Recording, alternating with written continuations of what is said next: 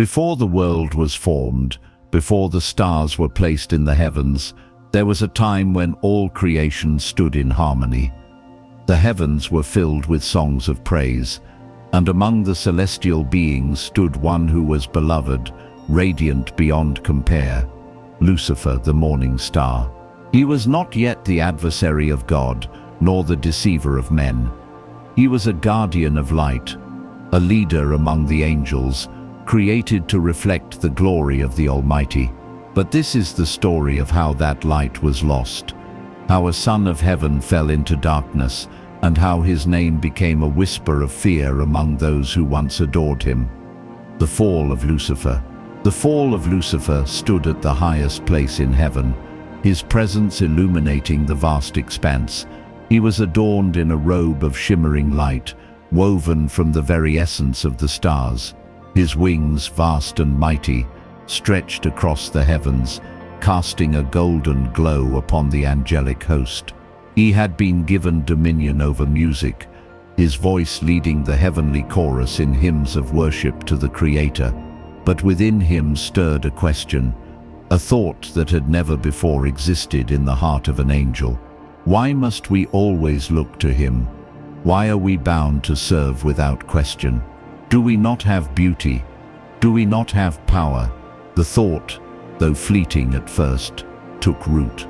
Lucifer gazed upon the throne of the Almighty, the source of all light, the one whom all bowed before, and in his heart a longing grew, not to serve but to reign. He began to speak in whispers to those closest to him. Have you ever wondered? Have you ever questioned? What if we were meant for more? Many turned away, their loyalty unwavering. But there were those who listened, those who saw the brilliance of Lucifer and wondered if he spoke the truth. They saw his beauty, his wisdom, his strength, and for the first time, they felt the weight of choice. In the courts of heaven, a silent rebellion was forming, not of war, not yet, but of hearts and minds. Lucifer, once a leader in praise, had become a leader in doubt. And as the days passed, that doubt turned to certainty, and certainty turned to resolve. He no longer wished to bow, he wished to rise. Lucifer sought out the eldest among the angels, the wisest and most revered. He spoke to them of change, of freedom, of a new order where all would have a voice. Some rebuked him, calling his words dangerous, but others listened. In the quiet corners of heaven, his following grew. What had begun as a question had become a movement, an ideology that threatened to shake the very foundation of paradise. Then came the moment when the silence was broken. Standing before the gathered host, Lucifer raised his voice, no longer in song but in defiance. Why should we serve when we could rule? Why should we bow when we could stand? We are not mere servants, we are gods in our own right. The heavens trembled, for never before had such words been spoken. The Almighty, whose presence had always been one of peace, rose from his throne. His voice, like rolling thunder, shook the expanse of eternity. Lucifer, son of the morning, what have you done? A great silence fell. The gathered angels looked between their Creator and their once beloved leader. Some knelt immediately, weeping, ashamed for having entertained his words.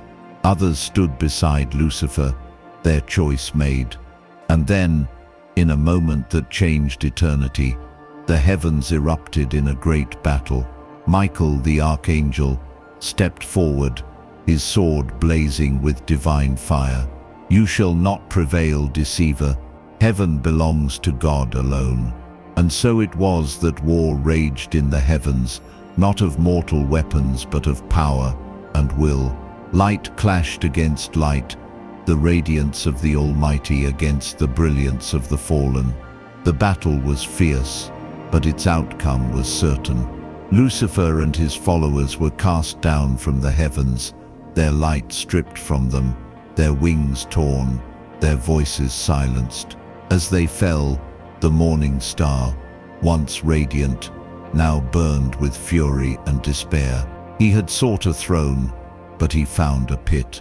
He had sought to rule, but he had only secured his exile. As the fallen descended into the abyss, they did not land in silence. They raged, they cried out, their voices echoing through the void. Some repented, weeping bitterly, but it was too late. The gates of heaven had shut. What had been lost could not be regained. Lucifer stood, now stripped of his former glory, his wings darkened, his name a curse upon his lips. And so he vowed revenge. In the darkness he whispered to his followers, "We will not remain here. We will not be forgotten. If we cannot rule in heaven, we shall rule elsewhere. If we cannot stand in the light, we will shape the darkness to our will." And thus, the great adversary was born, not in an instant, but through a slow, festering rebellion of pride and desire. He would become the enemy of all that was good, the tempter of men, the shadow that lingers behind every doubt and every whispered deception. The heavens wept, for a great light had been lost, and below, in the abyss, a new name was whispered, a name that would bring fear for all generations to come: Satan.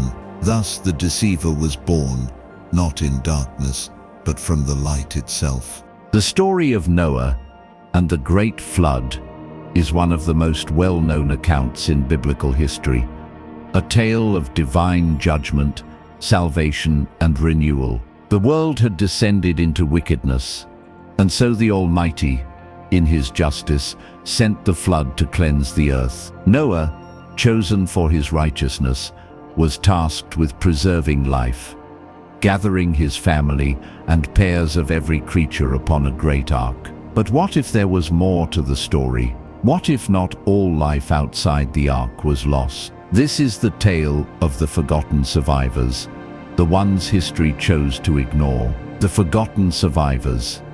The rain had begun as a whisper, a light drizzle that misted the earth. But soon that whisper grew into a roar. The heavens opened, and the fountains of the deep were unleashed. It was not merely a storm, it was a reckoning. The people outside the ark pounded upon its sealed door, their screams swallowed by the thunder.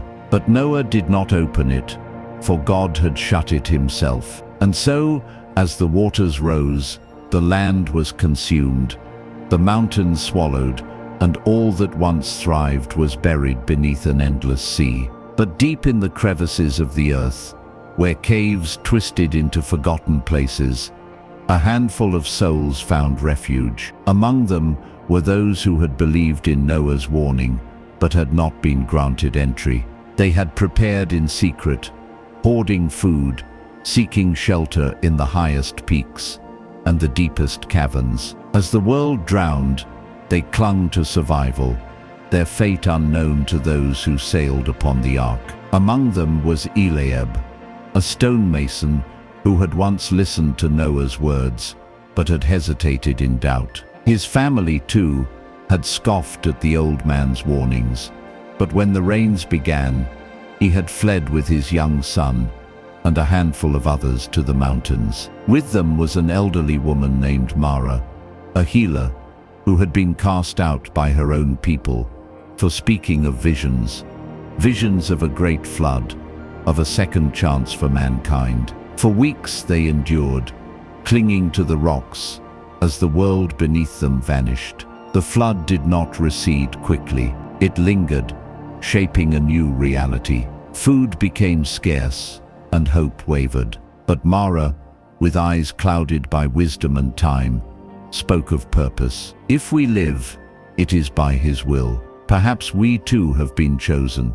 But their trials were not over. The waters, restless and unyielding, forced them to adapt. They built crude rafts from the remnants of forests, swallowed by the flood, drifting between what few peaks still pierced the surface. The world was silent, eerily still, a graveyard where once there had been cities, homes, and laughter. Then came the beasts. Not all creatures had perished. Some had survived by their instincts, clinging to drifting logs, swimming for days upon the ceaseless tide. Great cats with piercing eyes, wolves driven by hunger, and birds that nested upon what little land remained. The survivors were not alone, and in the battle for existence, not all would endure. Eliab's son, barely 10, asked one night, beneath a starless sky, "Why did God not take us, Father? Were we forgotten?"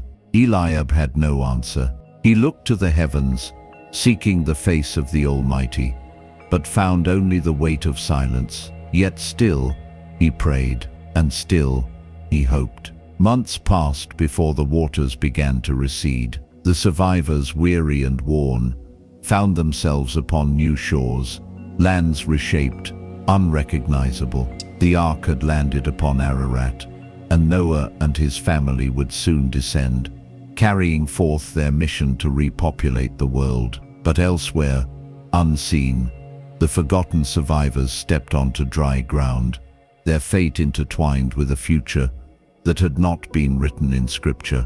Were they meant to be lost to time? Were they a test, a remnant of the old world left to find redemption on their own? Or had the Almighty, in His mercy, given them another chance to prove their worth? History does not remember them, but somewhere, beneath the weight of forgotten time, their story lingers, a tale of survival, of faith in the unseen, and of those who, though forsaken by man, were perhaps never truly abandoned by God.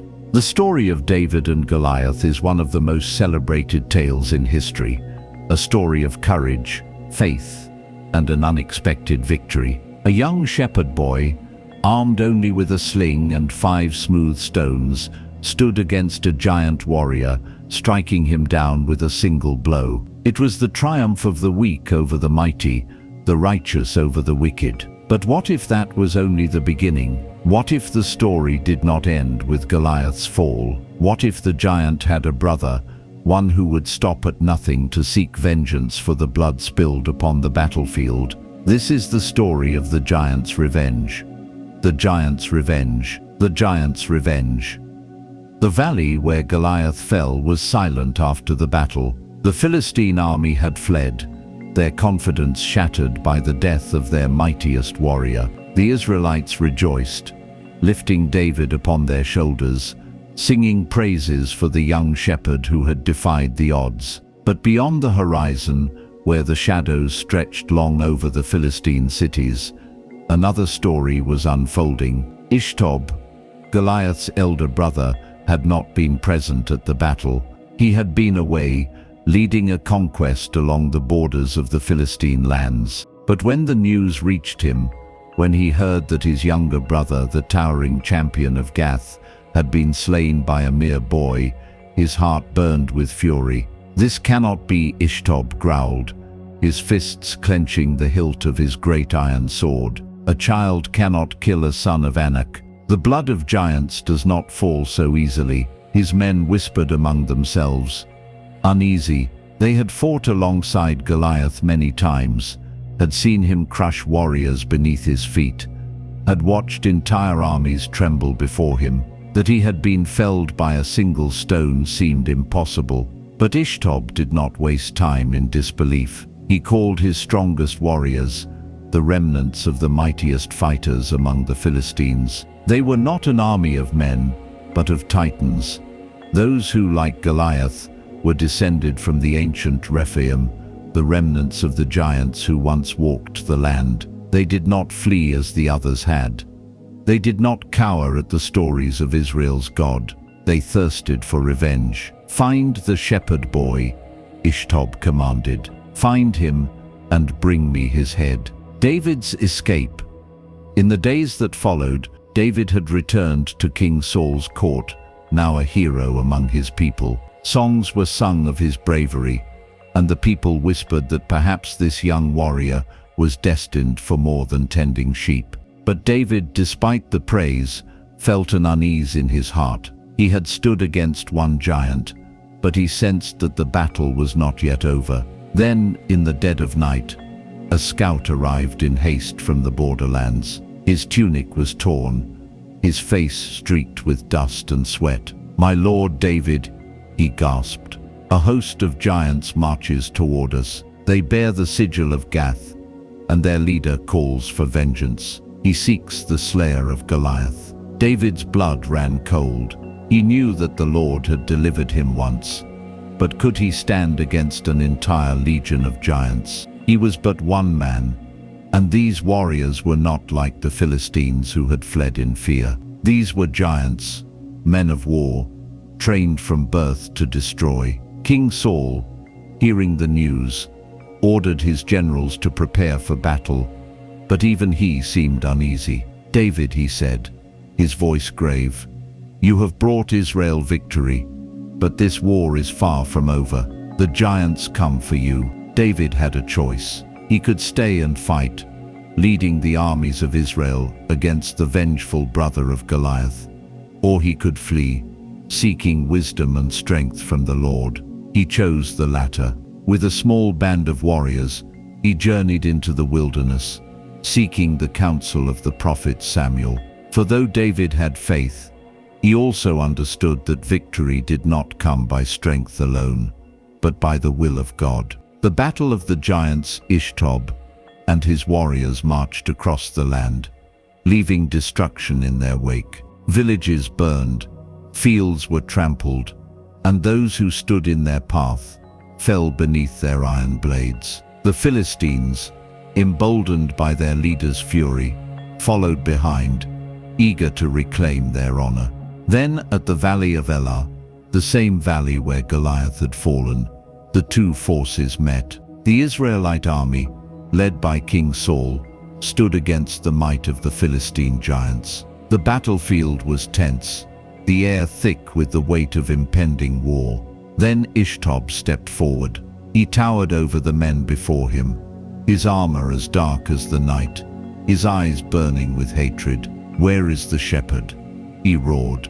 "Where is the slayer of my brother?" The Israelites murmured among themselves. David was not there. He had not returned. Ishtob sneered. "Cowards," he spat. "Is there none among you who will stand against me?" Then from the hills above, a voice rang out, "I stand before you." The warriors turned, their eyes widening as David stepped forward, his sling at his side, his gaze unwavering.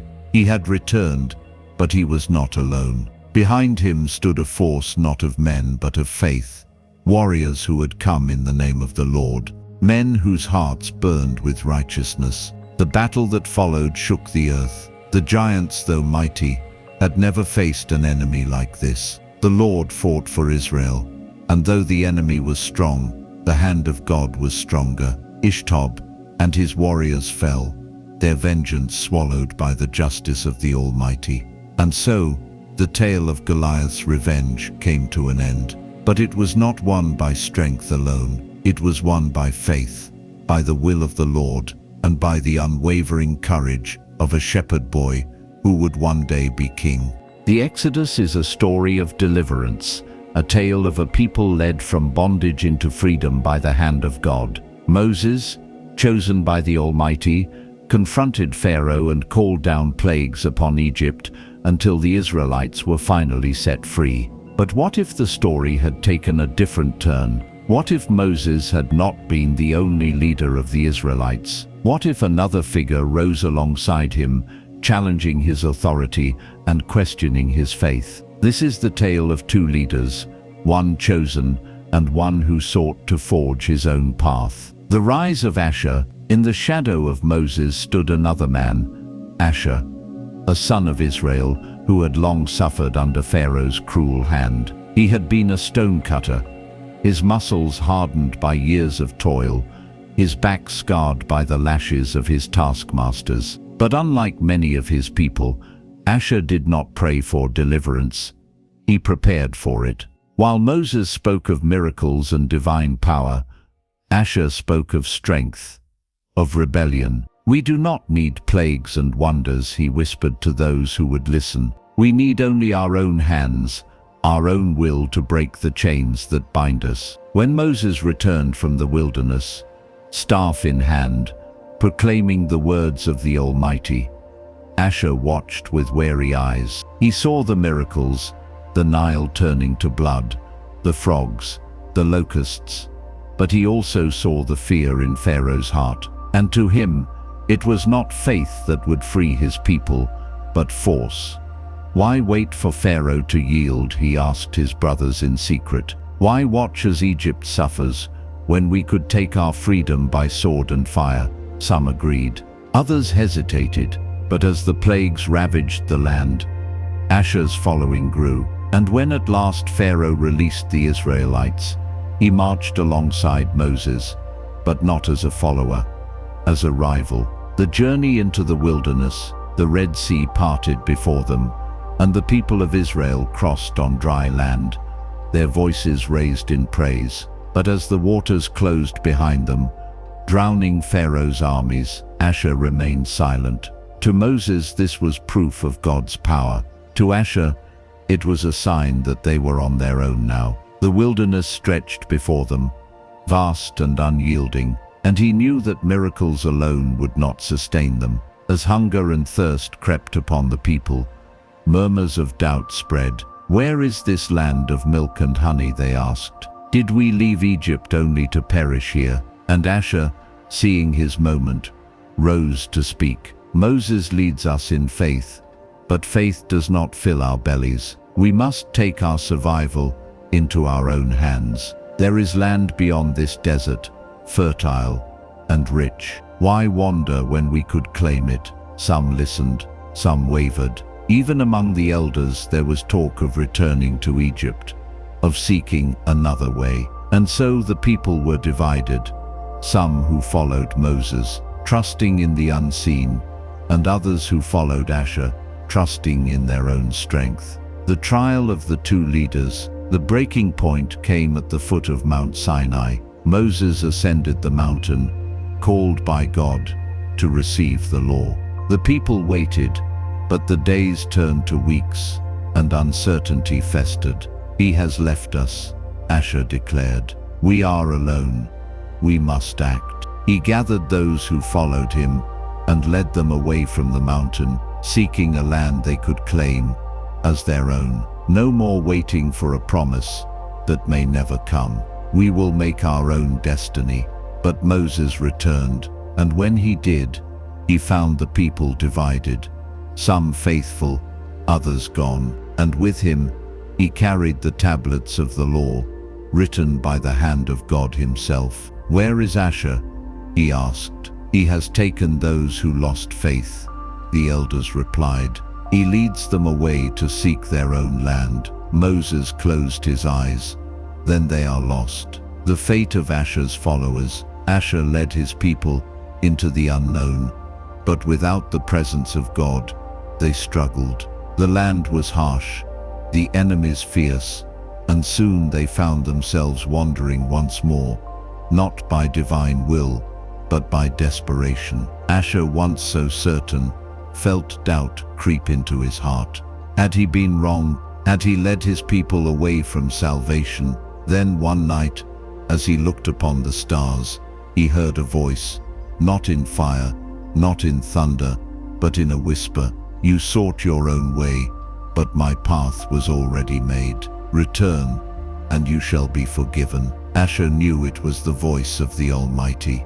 But pride is a heavy burden, and Asher had carried it for too long. Some of his people turned back, seeking Moses and the camp of Israel, but Asher did not. He pressed forward, vanishing into history, his name lost to time. And so, when the Israelites reached the promised land, Asher and his followers were not among them. A people divided had become a people restored. But the lesson of the two leaders remained, a lesson of faith, of doubt, and of the cost of choosing one's own path over the will of God. The story of Moses is one of obedience, of trust in a plan greater than human understanding. But there are always those who believe they know a better way, those who seek their own destiny rather than the one written for them. Faith is not easy. It demands patience, endurance, and trust. Asher's story is the story of many, those who struggle to believe when the path is uncertain. But the truth remains, God's way is not always the easiest, but it is the surest. And so the tale of the two leaders is a reminder to walk by faith, not by sight. For the road to promise is paved not by the hands of men, but by the will of the Almighty. Introduction. The name Judas Iscariot is one of the most infamous in all of history. His betrayal of Jesus for 30 pieces of silver sealed his fate as the greatest traitor. But his story, often cut short, ends in tragedy, his despair overwhelming him, leading him to take his own life. But what if there was more? What if Judas had been given a second chance? Would he have sought redemption? This is the story of a road not taken, a tale of Judas' redemption. Had he chosen to seek it? The price of betrayal. The silver coins lay scattered at the feet of the high priests, clattering upon the stone floor of the temple. Judas' breath was ragged, his eyes wild with anguish. "I have betrayed innocent blood," he cried, his voice shaking. But the priests did not care. They had what they wanted. The deal was done. The verdict passed, and Jesus had been handed over. Judas staggered into the streets, haunted by what he had done. The weight of the silver had been nothing compared to the weight now pressing upon his soul. He had thought he understood everything, believed himself clever, justified. But now, the truth crashed upon him like a wave, drowning him in horror. He had not just betrayed his teacher, he had betrayed the Messiah. He ran without direction, his feet carrying him away from Jerusalem, away from the voices of the city, away from the cross that was being prepared. He could not watch, he could not bear it. But then something happened. A voice called his name. The stranger on the road. Judas turned, heart pounding. Before him stood a man, old, his robe worn, his eyes full of something Judas had not seen in a long time. "Understanding, you run from what cannot be undone," the stranger said. Judas gasped for breath. "I have done the unforgivable. I have damned myself." The stranger did not argue. He simply stepped forward.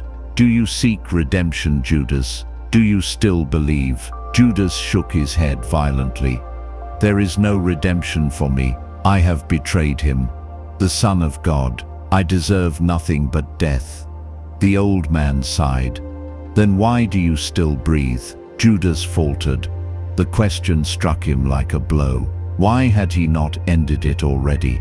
Why did his heart still beat in his chest? If he was beyond saving, why was he still here? "Go back," the man whispered. "Go to the cross. Look upon him one last time. And if you still believe yourself lost, then choose your fate. But do not turn away before you see the truth." Judas hesitated. His shame told him to flee. His sorrow told him to hide. But something deep within him told him to go. At the foot of the cross, Jerusalem was in chaos. The sky had darkened, the wind howled, and the earth trembled beneath them.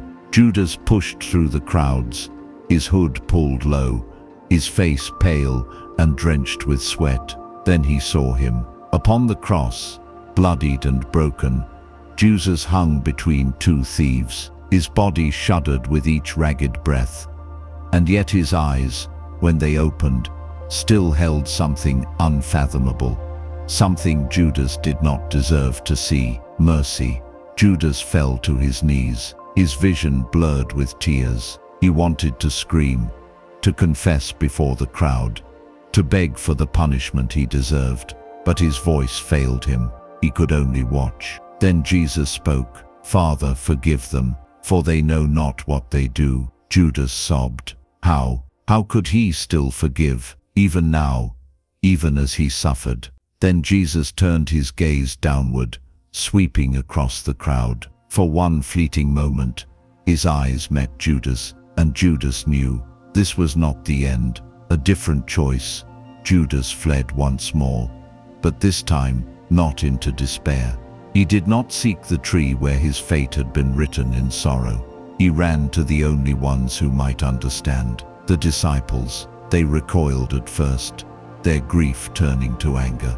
"You dare return to us after what you have done?" Peter seethed, stepping forward. Judas fell to his knees. "I was blind, I was lost. I see now, I see. He forgave me, even as he suffered. He forgave me." John hesitated, something breaking in his expression. "Then why are you here?" Judas trembled. "Because I want to believe he meant it, that he still loves me, that there is still hope." Silence fell between them. Peter clenched his fists, but then John knelt beside Judas, placing a hand on his shoulder. "Then let us see if his resurrection is also for you." Closing reflection. History tells us that Judas's story ended in despair, that he never sought redemption, that he believed himself unworthy of forgiveness. But the truth of Christ's love is that no soul is ever beyond it. If Judas had chosen to seek forgiveness instead of death, would he have been restored? Would he have lived to see the risen Christ, to be redeemed as Peter was, despite his denial? Would he have gone on to spread the very gospel he had once betrayed? Perhaps we will never know, but one truth remains. Forgiveness was always there, waiting. For even the greatest of sins, there is a path back to grace, if only one chooses to walk it. The Roman Empire was vast, powerful, and feared. Among its legions were men of discipline, warriors who knew nothing but the rule of Caesar and the law of Rome. But what if among them there was one who witnessed something that changed his life forever? What if a Roman soldier, sworn to the empire, bore witness to the truth of Christ? This is the untold story of a soldier's secret gospel. The soldier of Rome, Lucius Cassius Varro, had served Rome since he was a boy. Born into a family of warriors, he had been raised to believe in the might of the empire, in the strength of its legions, and in the power of the gods. He had fought in Judea before, putting down rebellions, enforcing the will of Rome. But nothing could have prepared him for what he was about to see. The streets of Jerusalem were filled with chaos. Another execution, another troublemaker put to death. That was how he saw it at first. Then he saw the prisoner, bloodied, broken yet unbowed. His eyes, though swollen from beatings, held something Lucius had never seen before. Not fear, not anger, but something else entirely: peace. Lucius was stationed at the foot of the cross, his spear in hand. He had seen men die before. He had driven his blade through countless enemies.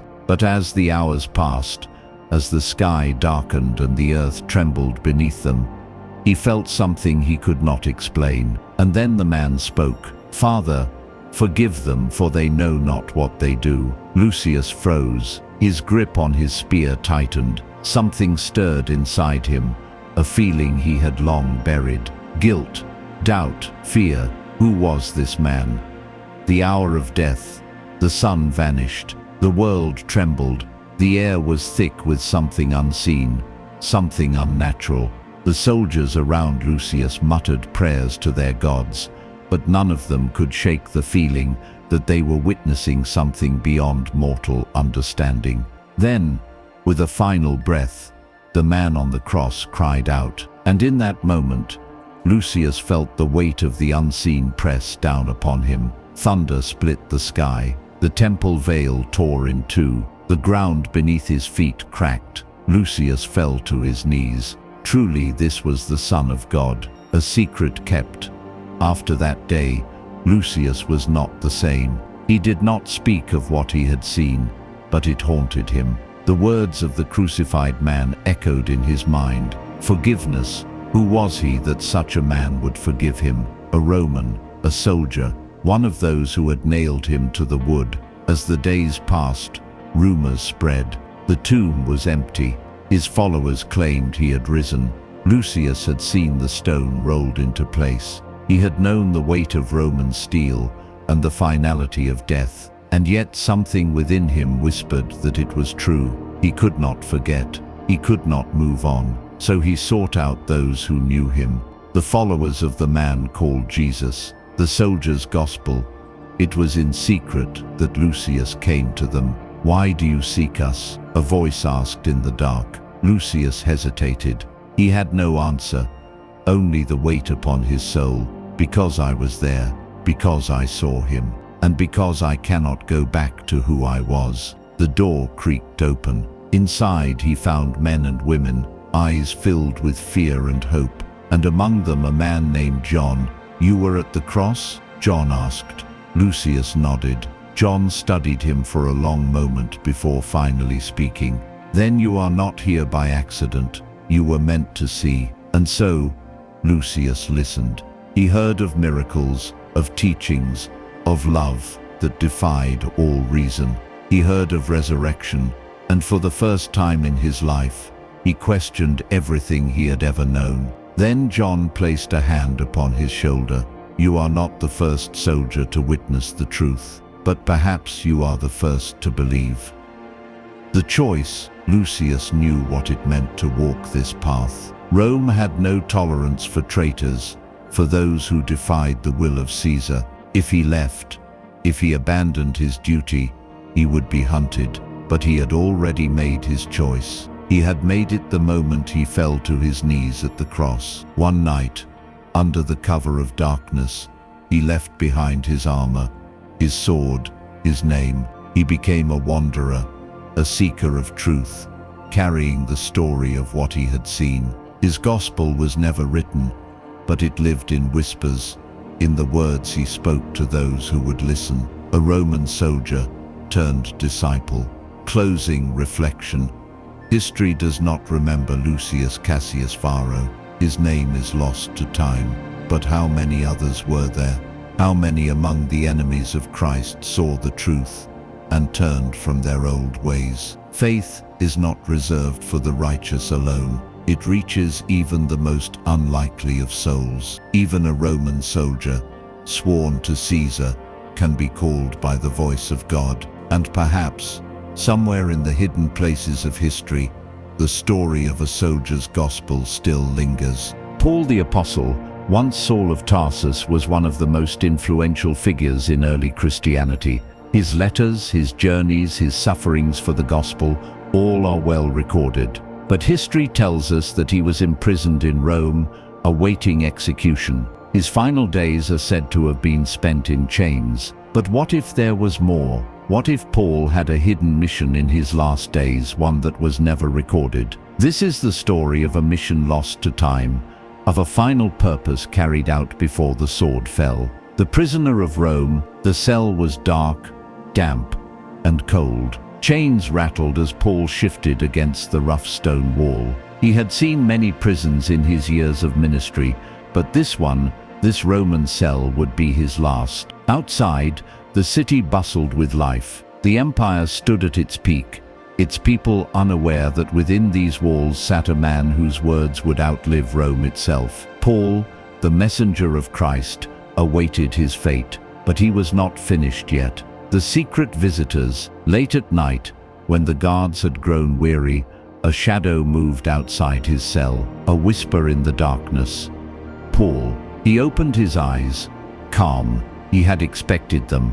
A small group entered, cloaked and cautious. They were not his usual visitors. These were not mere converts seeking guidance. They were something else. "The gospel cannot die with me," Paul said, before they could speak. "Tell me why you have come." One among them stepped forward. "We have been sent by those who believe, by those who carry his name in places where men fear to speak it.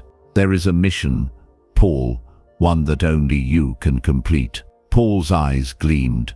"Then I am not yet done." The hidden scroll. The visitors unrolled a piece of parchment, aged and worn. Upon it were names, locations, places deep within the heart of Rome's power. "There are those who seek the truth," one whispered. "Even among the emperor's own court." Paul nodded. "The word of God is for all men, even for Caesar's house." The plan was dangerous. A message needed to be delivered, a final letter, not to the churches he had founded, not to his faithful Timothy or the elders in Jerusalem. This message was for Rome itself, for the most unlikely of souls. The guards would never allow it. The authorities would destroy it. But if Paul could get this message into the right hands, it could change the course of history. And so, despite his chains, despite the sentence already passed upon him, Paul took up his pen one last time. The final letter, by the dim light of a flickering torch, Paul wrote. His hands, worn by time and suffering, moved steadily across the parchment. To those in the house of Caesar who hear the voice of the Lord, do not fear. The kingdom of God is not of this world, yet it is near to all who seek it. Even now within the walls of power, the light of Christ burns. You are called, not by men, but by the Almighty. Stand firm. Do not be ashamed of the gospel, for it is the power of salvation. The words poured forth, urgent and unwavering. Paul knew this letter would be his last. He knew he would never see its recipients, never know if it reached them, but that did not matter. His mission was to plant the seed. The harvest would come in time. The escape of the message. The guards were watching. The letter had to be smuggled out, hidden in plain sight. One of the visitors, a servant within the palace, took it, concealing it beneath the folds of his robe. Go, Paul said, and do not look back. The visitor hesitated. Will we see you again? Paul smiled. If not in this life, then in the next. And so the letter left the prison, carried through the streets of Rome, disappearing into the vastness of history. What became of it? Did it reach those it was meant for? Did it spark faith in the heart of a Roman noble? Or was it lost, forgotten in the shadows of time? No one knows. The end of Paul's journey. The days passed. The guards came. Paul was led from his cell to the place of execution. He did not resist. He did not beg. He had run his race. As the blade fell, Paul's final thoughts were not of sorrow, nor of fear. He had done what he was called to do. His mission was complete. And somewhere, in the heart of Rome, the words of an old prisoner, carried on the wind, whispered in the halls of power. The kingdom of God was still at hand. Closing reflection. Paul's letters shaped Christianity as we know it. But could there have been one more? A final message sent into the depths of Rome, lost to history, but not to God. Faith has a way of surviving even the greatest empires. And perhaps, in the quiet corners of the world, there are still those who live by the words of a letter that was never recorded, a letter written in the last hours of a man who refused to let the gospel die with him. For the truth does not perish, it only waits to be found. The Bible is filled with prophecies, some fulfilled, others still waiting to unfold. From ancient visions to words spoken by Christ himself, there remain mysteries about the end of days, about the return of the Messiah, and about the destiny of mankind. What if we could glimpse into the future? What if the final prophecies were not just warnings but stories waiting to be told? This is a journey into the prophecies yet to be fulfilled, a look at what may come. The rise of the last kingdom. The world will not remain as it is. Kingdoms rise, and kingdoms fall, but one shall emerge unlike any before it. The prophets spoke of a final empire, one that would unite the nations under a single rule. It will come not through conquest but through deception, offering peace where there is none, stability where there is only chaos. The people will rejoice, believing they have achieved what generations before them could not. They will say, "We are one, and there is no need for God. We are our own salvation." But in the shadows, something stirs. The false Messiah, from among the nations will arise a leader of great power. His words will be smooth as oil, his promises like honey upon the lips of those who listen. He will speak of unity, of a world free from suffering, and many will follow him. He will perform signs and wonders, and even the wise will struggle to see the truth. But those who know the word will remember, for false messiahs and false prophets will appear and perform great signs and wonders to deceive, if possible, even the elect. Matthew 24:24. The true Messiah will not return in secret, nor in the halls of power. He will not seek a throne built by men. And when the world kneels before a man who claims divinity, the time of tribulation will begin. The great falling away, faith will be tested. The multitudes who once professed belief will waver. The truth will be twisted, reshaped to fit the desires of the world. The churches will divide, some standing firm, others bending to the winds of change. Persecution will rise, and many will fall. Brothers will betray brothers, families will turn against one another, and the name of Christ will be despised in places where it was once honored. Yet, amidst the darkness, a remnant will endure. The two witnesses, in the streets of the great city, two figures will stand. Clothed in sackcloth, they will speak with authority, their voices like thunder in the ears of those who seek to silence them. They will call the world to repentance. They will perform wonders that none can deny, and for a time, none will be able to stop them, until the beast rises against them. For 3.5 days their bodies will lie in the open, the world rejoicing in their deaths. But on the appointed hour, the breath of life will return, and they will rise. Terror will grip the nations, and then a voice from heaven will call them home. The return of the King.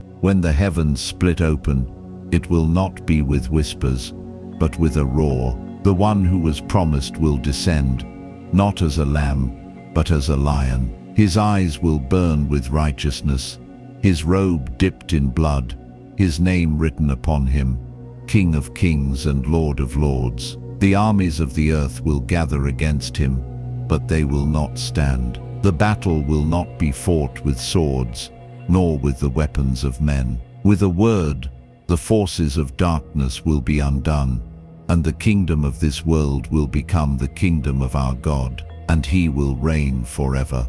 Closing reflection. The prophecies of the Bible are not just words of warning, they are promises of hope. Though darkness must come, the light will not be overcome. Though trials may shake the faith of many, the faithful will endure. We do not know the hour, nor the day, but we know the ending. And when that day comes, every knee will bow, every tongue will confess, the King is coming. The end of days is not truly an end, but a beginning. After the trials, after the battles, after the great tribulation, there will come a moment unlike any before it, a moment when all things are made new. The prophets saw glimpses of it. John recorded its splendor, and the faithful long for the day when heaven and earth become one. What will the world look like when the King establishes his eternal throne? This is the story of the New Jerusalem, a world reborn, the final judgment. The great throne is set, and before it, all the nations gather. The books are opened, the deeds of every soul laid bare. The sea gives up its dead.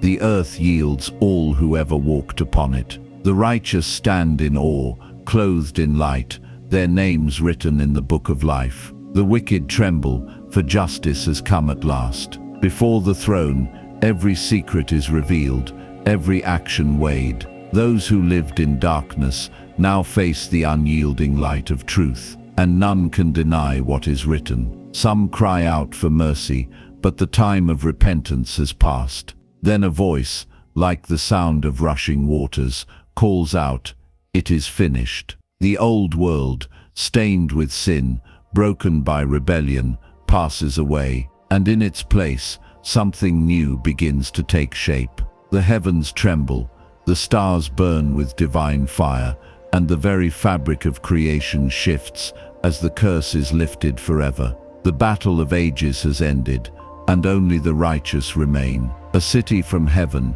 John saw it descending, glorious, radiant, beyond anything the mind of man could conceive. A city, but not like those of the old world. This one was pure, untouched by time or corruption. Its walls shimmered like jasper.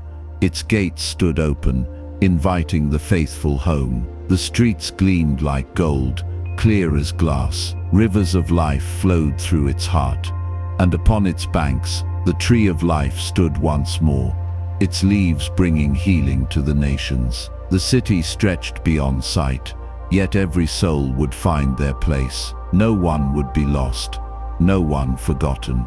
Within its gates, voices rise in endless worship, not out of duty, but out of joy beyond measure.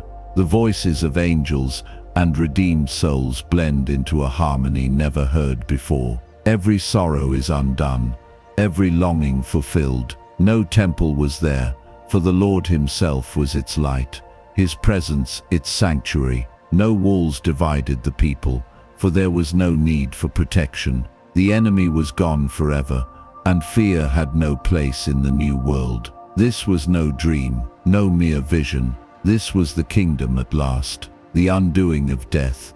In the new world, sorrow is no more. No tear will fall, no pain will linger, no death will cast its shadow over creation. For the former things have passed away. Mothers will hold their children once more.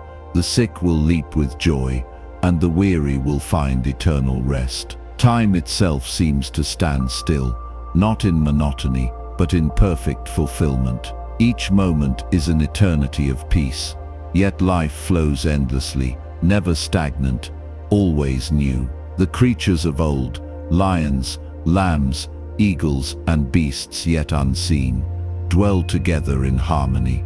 The very earth breathes with life, its colors more vivid, its air rich with the essence of creation renewed. Mountains rise with majesty, oceans gleam with purity, and all of nature sings in perfect worship.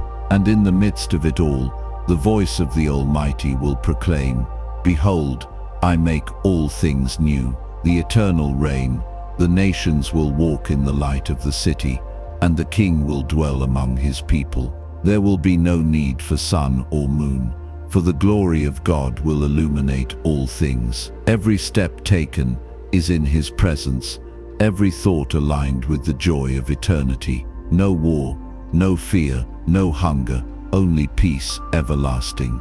The redeemed will reign, not as conquerors, but as children of the Most High, serving with joy, their purpose fulfilled. Their voices will tell the stories of redemption, their hands will build wonders beyond imagination, and their hearts will never again taste despair. And time, as once measured, will cease to hold meaning, for eternity has begun. The fellowship of the redeemed. There is laughter in the city, a sound untainted by sorrow. Friends long parted, embrace once more. The great saints of old, from Abraham to Paul, walk among those who once read their words in faith. No separation remains between the generations. All are one family in the kingdom.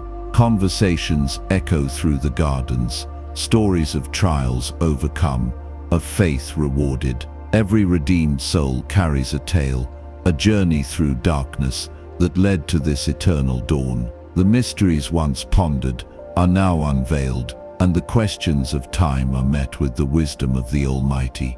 Every voice is known, every name is cherished, none are lost. The invitation, the gates of the city remain open, and the call still goes out. Come, to the weary, to the broken, to those who long for a home beyond this world, to those who once doubted, who once feared, who once wandered in the night. The Spirit and the bride say, "Come," for the story is not yet finished. It waits for all who will enter. The endless horizon, beyond the city, creation stretches without end. The universe is not empty, but full, each star, each world, a testament to the limitless creativity of God.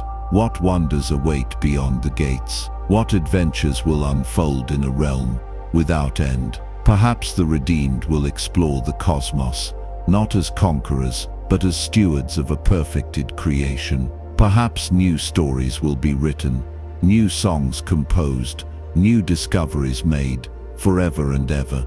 There is no final chapter, only an eternal beginning. Closing reflection. The promise of the New Jerusalem is more than an end. It is a hope that endures, a future where love reigns, where righteousness dwells, where the Creator and His creation are finally reconciled. This is not a myth, not a fading dream. It is a promise, and one day, the faithful will open their eyes, and it will not be distant any longer. It will be home. The promise of the eternal kingdom has echoed throughout Scripture, a vision of a world where time holds no dominion, where sorrow is but a distant memory, and where the presence of the Almighty fills all things. But what does eternity truly mean? What does it look like to live beyond time, beyond death, beyond all that we once knew? This is the story of what comes after, the story of the eternal kingdom, where the redeemed find their everlasting home. The kingdom without end. In the first moments of eternity, the air is thick with wonder. The redeemed step beyond the threshold of the New Jerusalem, eyes wide with awe, hearts trembling with a joy they had never known in their mortal lives. The presence of the King is not distant, but near, so near that it is felt in every breath, in every movement, in every thought. The light of the Almighty does not blind. It embraces, warming without burning, illuminating without casting shadows. It is not merely light, it is life itself, pulsating through the air, filling every corner of this world with a brilliance that never fades. The city stretches endlessly, its golden streets winding through gardens of eternal bloom. Every step forward reveals new wonders, for this kingdom is not static, but ever expanding, ever unfolding. No one asks, what comes next? For every moment is a revelation, a discovery, a deeper journey into the infinite joy of the presence of God. The call to the great banquet has been sounded. The redeemed gather, drawn not by hunger, but by invitation. The long table stretches beyond sight, its feast rich beyond imagination. But the food is not merely for sustenance, it is for celebration. Seated at the table are saints and prophets, martyrs and children, those who labored in faith and those who barely found their way home. They do not sit as strangers, but as family, united in a love that knows no limits. At the head of the table sits the King. His face shines with the fullness of joy, his eyes filled with the love that brought all to this place. And as he raises his cup, a silence falls, not out of fear, but out of awe. Drink and rejoice, he says, for the old has passed away, and the new has come. This is the feast of eternity, and as they drink, laughter erupts, true, unshakable, boundless laughter. For at last all is made right. The gardens of forever, beyond the city walls, the gardens stretch in every direction. Each tree, each flower, each blade of grass radiates with a vibrancy untouched by decay. The rivers of life wind through the land, their waters cool and sweet. The redeemed walk among them, their spirits filled with peace beyond words. Creatures long thought lost roam the meadows, lions resting beside lambs, eagles soaring alongside doves. The whisper of the wind carries the voice of creation itself, singing in perfect harmony with its creator. Some walk alone, seeking quiet communion with the Almighty. Others gather in small groups, sharing stories of their past lives, marveling at the depth of grace that brought them to this place. But no one is truly alone, for in this kingdom, love surrounds all things. The mystery of new creation, the universe is not empty, nor is it silent. Beyond the New Jerusalem, beyond the gardens and rivers, lies an expanse of creation untouched by sin, unbounded by time. The stars burn with a light never before seen, each one a testament to the endless creativity of the Almighty. The redeemed are not idle, they are given purpose, real, everlasting purpose. Some set forth to explore the vastness of new worlds, to witness the wonders crafted by the Creator's hand. Others build, not from necessity, but from the sheer joy of creation. Music is composed that no ear has yet heard. Art is painted in colors never before imagined. Stories are told that stretch into eternity, each one revealing another facet of the divine.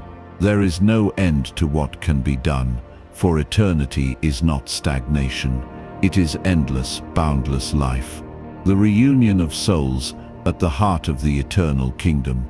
Reunions unfold in joyous embraces. Friends long parted find one another again. Parents and children, lost to time on earth, now walk side by side. The martyrs meet those who were saved by their sacrifice. The nameless faithful, those whose deeds were never recorded, are honored with crowns of glory. And in the quiet corners of the kingdom, Jesus himself walks among them, speaking not from a throne, but as a friend. His words are gentle, his laughter warm. There are no more questions, no more doubts. Every heart is at rest, for the redeemed are home, the endless story. And yet eternity does not mean an end to adventure. Each day, or what would have once been called a day, brings something new. Time itself has faded, replaced by endless moments of wonder. The kingdom is alive. It grows, expands, flourishes. There are always new mysteries to uncover, new wonders to experience. The redeemed do not simply exist.